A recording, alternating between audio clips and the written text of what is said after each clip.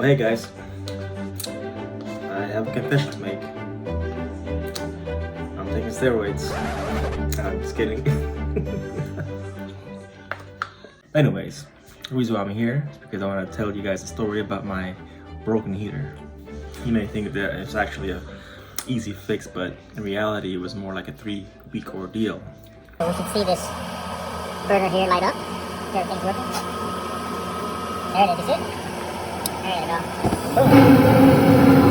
Alright. About 3 weeks ago our heater stopped working, and I went in the garage and I started investigating. Couldn't figure it out just by opening it up, so I cleaned it with the vacuum and said, oh, okay.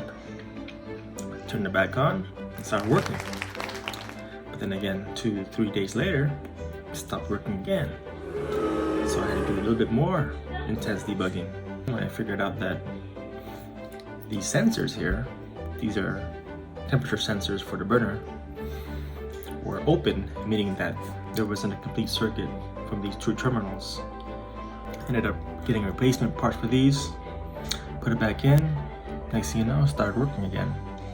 Then 2-3 days later again, it stopped working again. And then my wife was over there in the corner laughing at me. She said, ha, it's not working, ha, ha, ha. That's when it became personal. That's all I needed. So then again, I went online, tried to figure out what else could be the issue. The next thing to try is to try to clean the flame sensors, another sensor in the burner. I cleaned that, but while doing that, I also ended up pulling the igniter. And I mistook that as the flame sensor first. So while I was cleaning, I actually accidentally cracked it. And I don't know why, but I put everything back in with a cracked igniter, turned the system on. Next thing you know, I started smelling burnt plastic. And I said, oh. Wow, look at that board. Disappointed!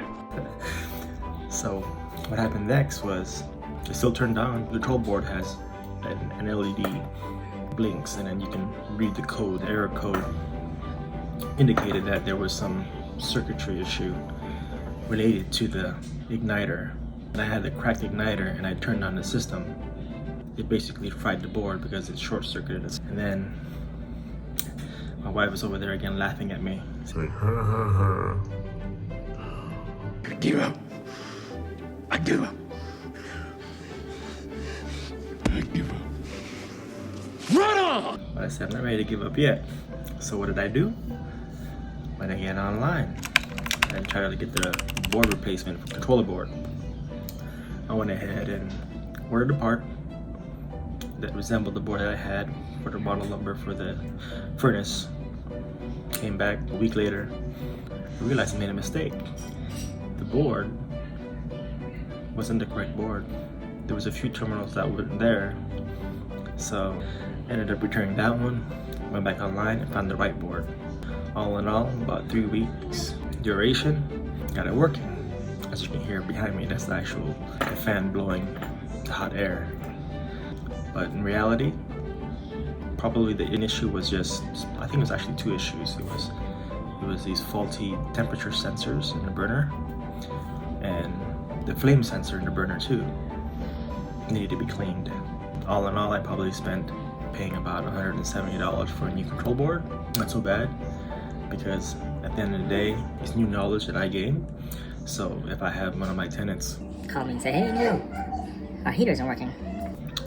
rather than call an HVAC specialist, which they charge about $250 per, just to come and take a look. Then they try to upcharge you and say, oh, you need to replace your whole system.